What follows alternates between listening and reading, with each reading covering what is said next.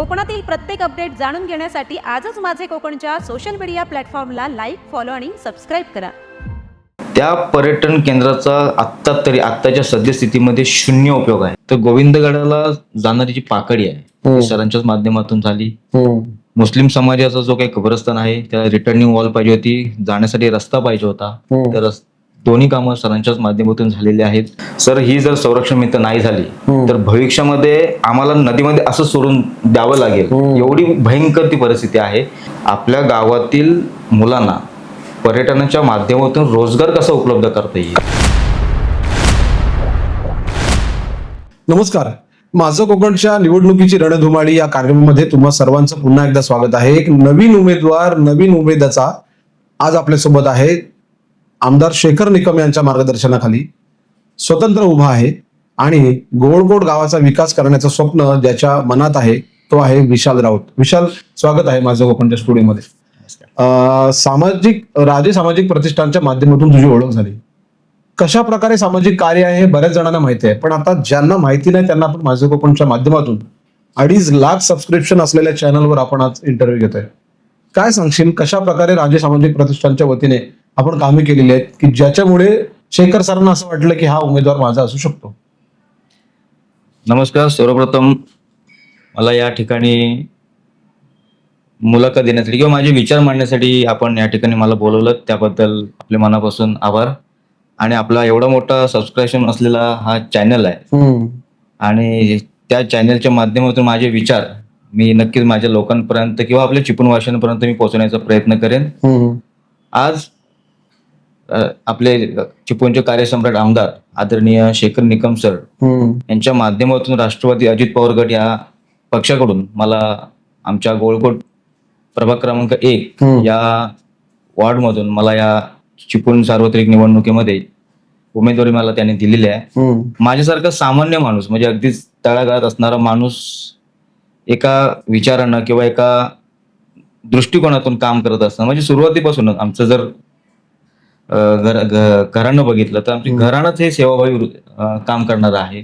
आणि या सेवाभावी वृत्तीतून काम करत असताना कुठेतरी मनात आलं की आपल्या मुलांना एकत्र करणं आणि मुलांना, आपल्या गावातील जी मुलं आहेत ती कुठेतरी वाम मार्गाला जाऊ नयेत, त्यांना व्यसनाधीनपासून थांबवणं आणि छत्रपती शिवाजी महाराजांचे विचार त्यांच्या मनामध्ये रुजवणं हा एक मोठा विचार होता. आणि ती संकल्पना घेऊन आम्ही गावातील, संपूर्ण गावातील जे काही मुलांना त्यामध्ये सुरुवातीला इंटरेस्ट होता अशा 5-25 मुलांना घेऊन मी राजे सामाजिक प्रतिष्ठानची स्थापना 2015 साली केली. मुळात त्याच्या आधीपासून आपलं काम चालूच होतं.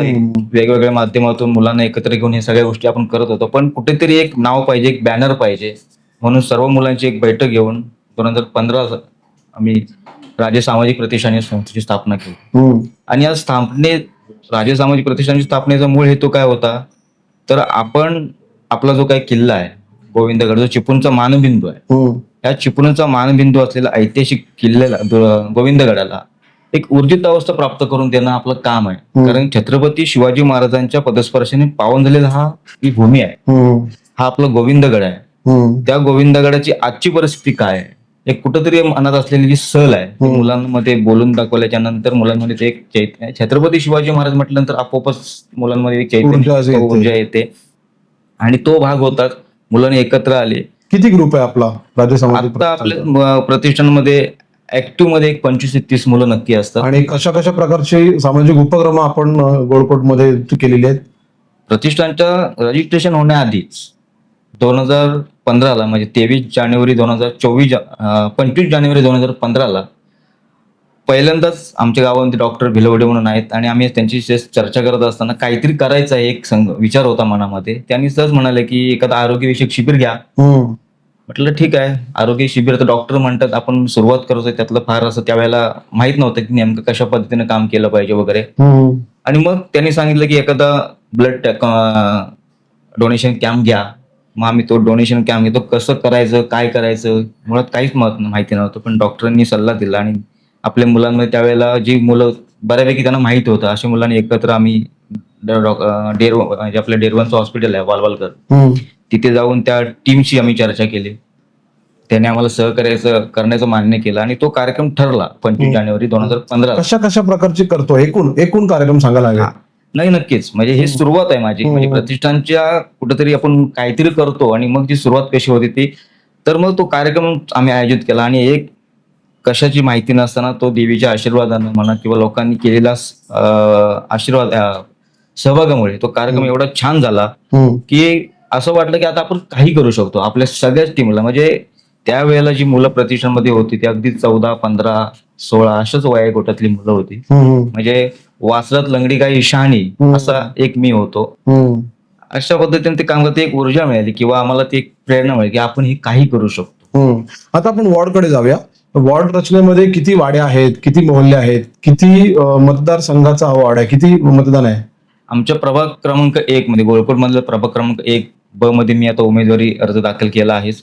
आमच्या प्रभाग क्रमांक 1 मध्ये संपूर्ण गाव म्हणजे जवळजवळ पूर्ण गावच या वॉर्डामध्ये येतो. मग त्याच्यामध्ये अगदी शिंदेवाडी असेल, देऊळवाडी असेल, भैरवकरवाडी आहे, सहानवाडी आहे, खाली ढवळनाका परिसर आहे, वरती कदम बौद्धवाडी आहे, मग तिथून खाली मुस्लिम मोहल्ला सुरू होतो ते थेट धक्क्यापर्यंत आहे. त्याच्या खालची घाडेवाडीचा थोडा भाग आहे, सुर्वेवाडी आहे, म्हणजे सूर्य मोहल्ला आहे वगैरे. अशी जी सगळी एकंदरीत आहे ती अगदीच आपली अखंड भुईवाडी येते. त्यामध्ये आमची नाविकवाडी आहे आणि थेट तारा बौद्धवाडी आहे, नवीन वसाहत आहे.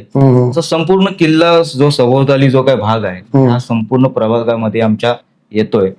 आणि या प्रभागामध्ये जवळजवळ 3,559 मतदार आहेत. माझं कोकणच्या माध्यमातून वेगवेगळे उमेदवार आपल्या समोर येत असतात, आपली ओळख सांगतात, त्यांना असलेली माहिती सांगतात आणि त्यांच्या प्रभागामधल्या ज्या अडचणी आहेत, ज्या समस्या आहेत त्यांच्याकडे आपलं लक्ष वेधून घेतात. वेळ झालेली आता ब्रेकची. तुम्ही पाहत राहा फक्त माझं कोकण.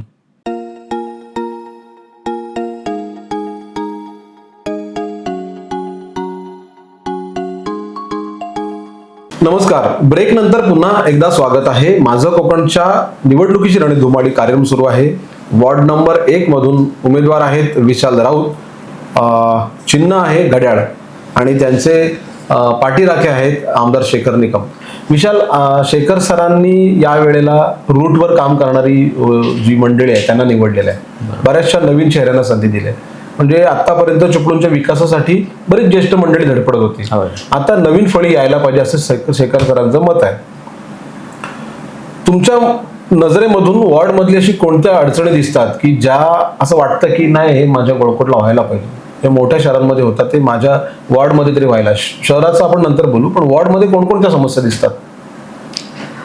आपल्याला माहितीच आहे की शेखर सर आपले जे कार्यसम्राट आमदार शेखर सर आहेत ते एक दूरदृष्टी असलेला एक नेता आहे आणि आपल्याला संपूर्ण चिपळूणकरांचं भाग्य आहे की ते व्यक्ती आपल्याला आमदार म्हणून लाभलेले आहेत. आणि माझ्यासारखं सामान्य सर्वसाधारण घरातून येणारा एक मुलगा आहे आणि गेले काही वर्ष करत असलेलं काम त्यांना माहिती आहे आणि त्या कामाचीच पोचपावती म्हणा किंवा लोकांचा असलेला मला जो प्रतिसाद मिळतो तो त्यांना माहिती असावा. त्यांनी जो त्यांच्या माध्यमातून सर्वे केला असेल, बरोबर, त्या सर्वेतून त्यांनी तो थोडासा अभ्यास केला असणारच आहे आणि म्हणूनच मी माझ्यासारख्या सामान्य माणसाला किंवा सामान्य मुलाला त्यांनी ही एवढी मोठी जबाबदारी दिली, उमेदवारी दिलेली आहे.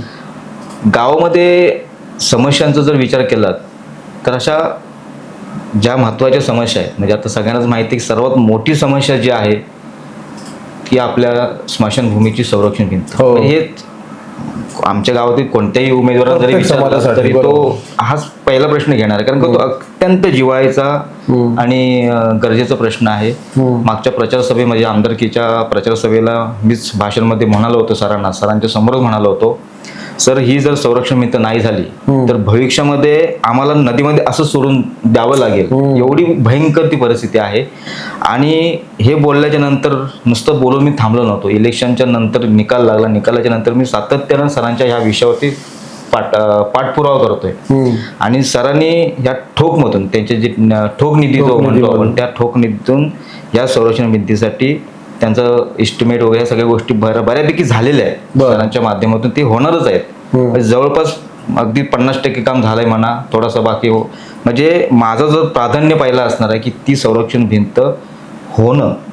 आणि आपल्याला माहिती आहे की संपूर्ण त्या नदी किनारपट्टीला खऱ्या अर्थानं नुसतीच आपल्या स्मशानभूमीला संरक्षण भिंत बांधून त्याचा उपयोग नाही होणार आहे. आपला जर गोळकोटचा जर भौगोलिक परिस्थिती बघितली तर खऱ्या अर्थानं संपूर्ण गोळकोट भागालाच नदी किनारी संरक्षण भिंतीची अत्यंत गरज आहे. कारण भैरवकरवाडीतील जे आमचे शेतकरी आहेत तर आता त्या भागाला कंदरदेवी वगैरे असं काय म्हणतात, त्या भागाला कंदरदेवी, आणि त्या भागामध्ये ज्यांची शेती आहे ते शेतीची सुद्धा धूप होते. जमीन अक्षरशः शेती वाहून जाते त्या भैरवकरवाडीतल्या विशेषतः लोकांची किंवा त्या आजूबाजूला जे घारेवाडी किंवा घाडी लोकांची शेती आहे त्या लोकांची शेती वाहून जाते. मग त्या भागात सुद्धा संरक्षण भिंतीची आवश्यकता आहे. म्हणजे ह्या स्मशानभूमी बरोबरच ह्या संरक्षण बाकीच्या शेतकऱ्यांना होणाऱ्या त्रासासाठी जी जमीन वाहत जाते ती थांबवण्यासाठी सुद्धा एक संरक्षण भिंतीची आवश्यकता आहे. अजून काय वाटतं, नाले परे पाणी आरोग्य याच्याबद्दल काय वाटतं? बघा, गटार नाले ह्या कॉमन गोष्टी आहेत, ते होतातच किंवा ते करावेच लागतात. ते करणं म्हणजे आता आपल्या विभागामध्ये जर स्वच्छता राखायची असेल, आरोग्य सगळे लक्ष द्यायला लागेल, ती सर्वप्रथम सांडपाणीचा निचरा होणं फार गरजेचं असतं. आणि त्या दृष्टीनं जिथं जिथं गटारांची आवश्यकता आहे ती गटारं ज्या मला माहिती आहे कुठं गरज आहे. अगदी खापरेवाडीमधला तो एक गटार आहे, तिथं होणं गरजेचं आहे. त्याच्यानंतर आमच्या नाकोदा गल्लीमध्ये जाणारा जो रस्ता आहे तो गेले 35 हा तो झालेलाच नाहीये, तिथं कोणीच लक्षच नाही केलेलं. तो एक प्राधान्यानं होणं गरजेचं आहे. म्हणजे असं नाही आहे की माझ्या ह्या आधी जे निवडणूक लढवलेले नगरसेवक जे जिंकून आलेले आहेत त्यांनी काही काम केलेलं असं माझं म्हणणं नाहीये. त्यांनी सुद्धा त्यांच्या परीनं खूप छान काम केलं आहे. आणि जसं आपण प्रभागामध्ये प्रचार फेरी करत असताना हे लोक सांगतात की ह्या समस्या दिसतात, तो एक काम आहे. म्हणजे लाईटची पोल आता आपल्या गावामध्ये बघितलं ते हरवडेवाडीतली काही लोक शेतामध्ये राहायला गेलेले आहेत, तो एक विषय आहे. आमच्या मुस्लिम बांधवांचा जो कब्रस्तान आहे तो गेले कित्येक वर्ष रिटर्निंग वॉल त्यांची मागणी होती किंवा तो रस्त्याची मागणी होती, सरांच्या माध्यमातून पूर्ण झालेली आहे, सगळ्यांनाच माहिती आहे. त्या कब्रस्तानमध्ये आता कसं होतंय, पावसाळ्यामध्ये तो पाण्याचा भाग आहे, आपल्या गोळकोटमध्ये पाण्याचा भाग येतो. त्या कब्रस्तानमध्ये सुपीक मातीचा जर भराव टाकला किमान 8 ते 10 फूट, त्याचा फूट किमान 8 ते 10 फूट लागणार. कारण का जर दफन करायचं असेल तर तेवढा ते खोलीची पावसामध्ये अजून बसणारच आहे, ते गरजेचं आहे तेवढा. आणि त्या काय होतंय की मग पावसाळ्यामध्ये एकतर त्या दफन करण्यासाठी त्यांना गोळकोट रोडला जावं लागतं किंवा आपले जे वरती एक स्मशानभूमी आहे त्यांची तिथं न्यावं लागतंय. मग पावसाळ्यामध्ये हा मुस्लिम समाजाला हा मोठा अडचणीचा भाग सामना करावा लागतो. तो जर आपण सुपीक जमीन मातीचा भराव आपण टाकतोय तर ती समस्या सुटेल. त्यांच्या अंतर्गत जो रस्ता आहे साधारण 1.6 किलोमीटर म्हणजे 1-1.5 किलोमीटरचा एक तिथं जर कॉन्क्रिटीकरण करतोय, आपला गणेश विसर्जन मार्ग आहे त्याला डांबरीकरण किंवा कॉन्क्रिटीकरण होणं म्हणजे ह्या महत्वाच्या आहेत, मूलभूत गरजा आहेत. त्याच्यानंतर वाडीमध्ये ज्या कनेक्टिव्हिटी ज्या आपण एकमेकाच्या जातो घरामध्ये किंवा वाडीमध्ये आपण तिथं काही पाकड्यांची किंवा फुटपाथची आवश्यकता आहे, त्या गरजेच्या आहेत. आणि सर्वात महत्त्वाचं म्हणजे आरोग्याच्या दृष्टीकोनात ह्या गटारांचं वगैरे होणारच.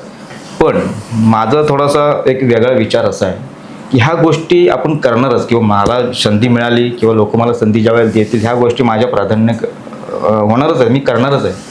पण आपला गोळकोट गाव आहे तो पर्यटन दृष्ट्या कसा विकसित करता येईल, आपल्या गावातील मुलांना पर्यटनाच्या माध्यमातून रोजगार कसा उपलब्ध करता येईल, काय करावं लागेल. आता गोळकोटचा किल्ला आहे, तिथे चालणारं बोटिंग आहे, मग ह्या सगळ्या गोष्टीतून पर्यटन कसं उभं राहील असं वाटतंय?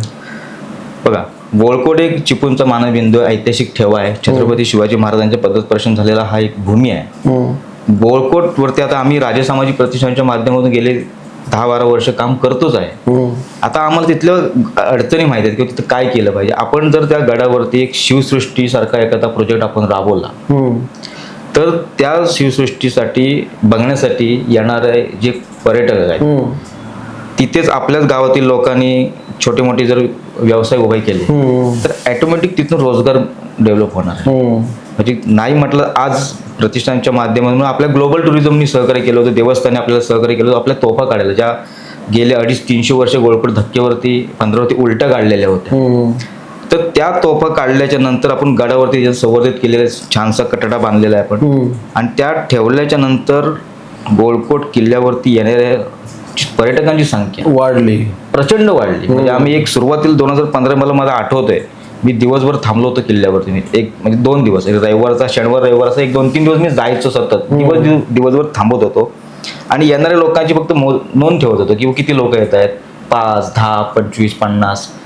तर असं मी एक एवढेच आपण काढला की त्या दरम्यानची येणारी संख्या समजा महिन्याला असेल 100 आहे, तर तीच संख्या आता 400, 500 किंवा अगदीच एखादा कार्यक्रम म्हणा किंवा एखादा सुट्टी वेकेशन असतो, एका सलग सुट्ट्याच्या वेळेला पडतात, तेव्हा तीच संख्या हजाराच्या घरात सुद्धा जाते. लोक बस घेऊन येतात. शाळेच्या टूर म्हणजे सहली सुद्धा आपल्याला आता गोविंदगडावरती यायला लागले आणि त्यांना इतिहासाची माहिती देण्यासाठी आपली टीम म्हणजे आपल्या प्रतिष्ठानच्या माध्यमातून मी असेल किंवा आमच्या मुलं आमचे जे प्रतिष्ठानचे जे सदस्य आहेत ते माहिती सांगण्यासाठी गडावरती असतातच. माझं कोकणच्या माध्यमातून 1 नंबर वॉर्डचे विशाल राऊत आपल्यासोबत आहेत. चर्चा पुढे चालू राहणार आहे, मात्र वेळ झालेली एका ब्रेकची. थांबूया आणि पुन्हा एकदा भेटूया. तुम्ही पाहत राहा फक्त माझे कोकण.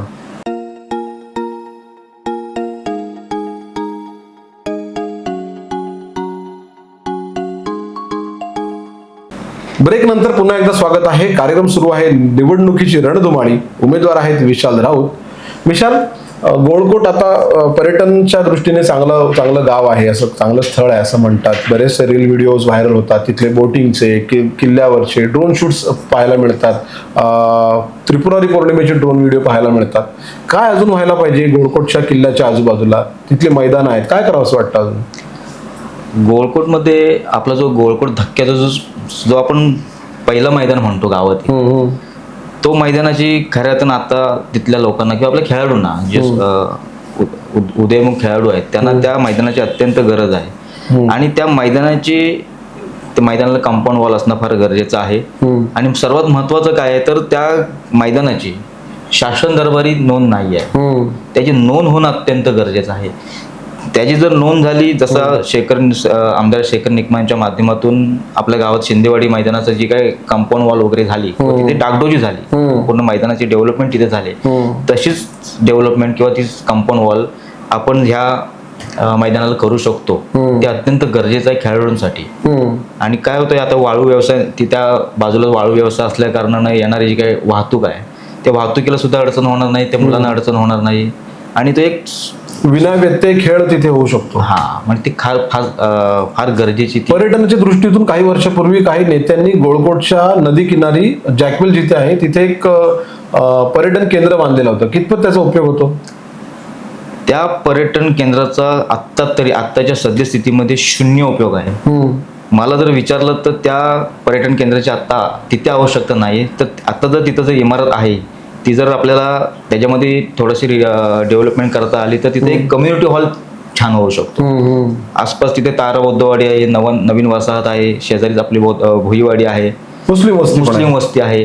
ह्या सगळ्यांना तिथे एक आपले सामाजिक कार्य उपक्रम तिथे राबवता येतील. एखादा ब्लड डोनेशन कॅम्प घेता येईल किंवा एखादा काही छोटे मोठे नगरपालिकेचं इन्कम देखील वाढेल. आणि अशा माध्यमातून नगरपालिकेला त्याचा इन्कम नक्की मिळणार आहे.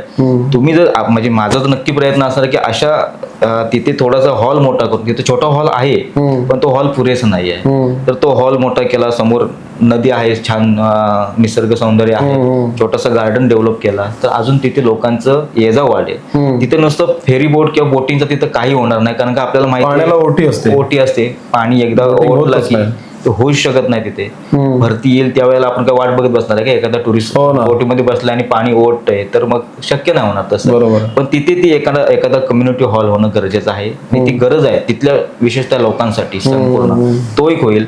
आणि मग अशी बोलता राहून गेलं की भुईवाडीमध्ये सुद्धा आता आमची सुद्धा गणपती आम्ही विसर्जन करायला नेतो. एखाद्या बोट लागते, मग त्या फळीवरनं आपण चालत न्यायचं, ती कसरत करायला लागते. गणपती असतोय, काही होऊ शकतो, त्या पाय निसडून किंवा तर तो अपघात होण्याची शक्यता आहे. जर अशा वेळेला जर एखादी जेटी जी नदीमध्ये असेल थोडीफार आतमध्ये, तिथून जर व्यवस्थित त्या बोटीमध्ये जर गणपती नेता आला आणि मग आपल्या पारंपरिक पद्धतीने आपण विसर्जन करता आला तर एक आपल्या संपूर्ण भुईवाडी किंवा आपला जो परिसर आहे त्या सर्वांसाठी ते अत्यंत गरजेचं आहे, व्हायला पाहिजे. त्याने आपण ते करण्याचा नक्की प्रयत्न असेल. तसंच गोळकोट धक्का हा निसर्ग सौंदर्याला सगळा नटलेला असा एक भाग आहे, संपूर्ण गावाचा एक केंद्रबिंदू आहे. तिथं बोटिंग आता होते, आपल्या माध्यमातून सुद्धा बोटिंग होत असते. आपले स्थानिक लोक सुद्धा बोटिंगचा व्यवसाय करत असतात. पण तिथे सुद्धा अशी जी काही शासनाची जागा आहे नदी किनारी, तिथे आपण जर गार्डन केला, तिथे जर मुलांसाठी खेळणी आपण उपलब्ध करून देऊ शकलो तर मुलांसाठी तो एक खेळण्याचा एक भाग होऊन जाईल, लोक तिथे येऊन बसतील. तसं आता आपण चौपाटी केलेली आहे, गांधीर आपला रामतीर्थ तलाव आहे त्या भागामध्ये, तशी त्या पद्धतीची जर आपण आपल्या गावामध्ये आपण डेव्हलपमेंट करू शकलो तर तिथे येणारा जो पर्यटक आहे तो येऊन थांबेल आणि ऑटोमॅटिक तिथले जे व्यावसायिकांना रोजगार वाढेल आणि रोजगारातून पर्यटनातून रोजगारातून आपल्या ग्रामस्थांची गाववाल्यांची उन्नती. हा साधा आणि सोपा मंत्र असणार आहे. आणि विशेषतः माझा तर व्यक्तिगत असं मत आहे की जगामध्ये सर्वात मोठा बिझनेस कोणता आहे तो टुरिझम आहे. तर टुरिझम वरती जर आपला फोकस असेल, बोरकोट बाजूला आपलं कालुसा गाव आहे, समोर पश्चिमेला दक्षिणेला मजारी काशी आहे, हे निसर्ग सौंदर्याने नटलेला आपला संपूर्ण भाग आहे. चिपळूणमध्ये जर सौंदर्याने नटलेला असा जो आपला भाग असेल तर आपला बोरकोट आहे आणि आपलं शिरोमणी, तर त्याला पर्यटन दृष्ट्या जर आपण डेव्हलप करू शकतो तर साहजिकच किंवा आपल्या गावातील रोजगार वाढणार. आपले वाळू व्यवसाय त्याच्यामुळे आपला केंद्रबिंदू आहे. वाळू व्यवसायामुळे आपल्याला आपल्या लोकांना त्याचा हातभार मिळतोय. वाळू व्यवसायाचे परिणाम आपल्या लोकांना काही मदत करत असतातच, पण टुरिझमला जर आपण जास्त प्राधान्य देतो तर नक्कीच आपल्या लोकांची उन्नती आहे, आर्थिक उन्नती आहे. बोरकोटच्या 1 नंबर वॉर्ड मधल्या विकास कामांची चर्चा करता करता आता वेळ झाली शहराकडे वळण्याची. शहरामध्ये अशी कोणती कामं करावीशी वाटतात? प्रमुख 2-3 कामं सांगा की जी तुम्हाला प्रामुख्याने करावीशी वाटतात. नगरपालिकेच्या माध्यमातून किंवा पालकमंत्र्यांच्या माध्यमातून आपला सांस्कृतिक केंद्र आहे तो झालेला आहे. आपल्या छत्रपती शिवाजी महाराजांचं स्मारक आहे, त्या ठिकाणी सुद्धा म्हणजे ज्यावेळेला आपले मुख्याधिकारी जसं शिंपटे सर होते त्यावेळेला त्यांच्याशी माझं जरा चांगले कॉन्टॅक्ट होते की संबंध होते. त्यांना मी प्रस्ताव त्यावेळेला ठेवला होता की सर आपण आपले हे महाराजांचं स्मारक नक्की जाणार. त्या ठिकाणी जर चिपळूणच्या ऐतिहासिक भूमीमध्ये अशी काही प्रसंग घडलेले आहेत, उदाहरणार्थ दळवटणीमध्ये ज्यावेळेला छत्रपती राज्याभिषेकाच्या आधी 2 महिने दळवटणीमध्ये आपला छावणी मांडली होती. सरनोबत खंडेराव मोहितेंना त्यावेळेला सरनोबत पदाची वस्त्र देण्यात आली. तो एखादा आपला भित्तीचित्र तिथं आपण किंवा आपलं गोविंदगडावरची जी काही ऐतिहासिक घटना आहे, 1733ची लढाई असेल, 1735 माहिती आपलं 23 जानेवारी 1745 विजय दिन असेल किंवा जसं जे काही महत्वाचे असे जे चित्रपट आपण इथे लावू शकलो तर काय होणार आहे, ऑटोमॅटिक ते बघून लोक त्या ठिकाणी पोहोचणार आहेत. तिथल्या लोकांचा तो एक फायदा होणार आहे. समजा बोलकोटमध्ये जर बघितली ही लढाई इथं झालेली आहे ठिकाणी, त्या लढाईच्या थोडक्यात माहिती अशी जर आपण तिथे करू शकतो तर तिथं सुद्धा टुरिझम काय करावं असं वाटतं. त्याच्यानंतर आपल्याला चिपळूण शहरामध्ये हे सगळ्यांनाच माहिती भाजी मंडई हे ते सगळे विषय सगळ्यांनीच घेतलेले आहे. ते तिथे भाजी मंडईची आताची स्थिती आहे तिथे जर डिमोशन करून जर आपण एखादा 5 मजली 6 मजली जे काही शक्य आहे जर एखादी इमारत बांधतोय व्यापारी दृष्ट्या आणि नगरपालिकेच्या मालकीला मालकीत हे सगळं नगरपालिकेतून उत्पन्न होत म्हणजे गाळे रेंटवर देणं, खाली पार्किंग, गाळे भांड्यात देणं किंवा वरती जे जे करणं कम्युनिटी वाढलं तर बऱ्याच गोष्टी आपण करू शकतो. यातून आपण नगरपालिकेला तरुणांसाठी काय व्हायला पाहिजे शहरामध्ये?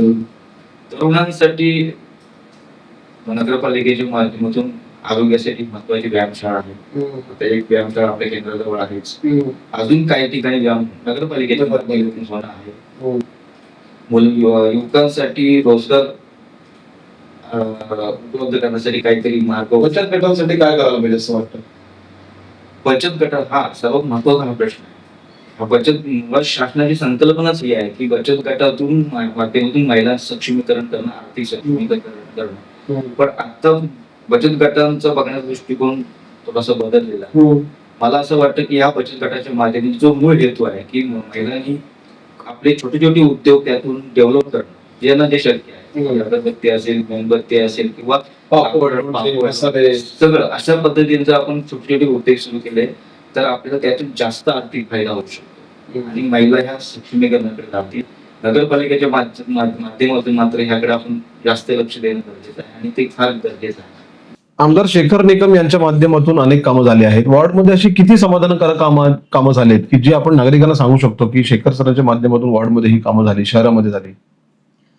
शेखर निकम सर कार्यसम्राट, त्यांना जे आपल्या चिपळूणकरांनी जी काय पदवी दिली आहे त्याला सरूनच सरांचं कामकाज आतापर्यंत चाललं आहे. आपल्याला माहिती आहे आत्ताच चिपळूण शहरातील अनेक विकास कामं सरांच्या माध्यमातून झालेले आहेत. आता बहादूर शेख येथील आपला जो आंबेडकर चौक, ह्या चौकामधील डॉक्टर बाबासाहेब आंबेडकरांचं जो स्मारक आहे, त्या स्मारकाच्या सभोवताली सुशोभीकरणाचं काम आता सरांच्या माध्यमातून होणार आहे. त्याचबरोबर गोळकोट किंवा चिपळूणमध्ये, विशेषतः आमच्या गोळकोटमध्ये जर पाहिलं तर गोविंदगडाला जाणारी जी पाकळी आहे ती सरांच्याच माध्यमातून झाली.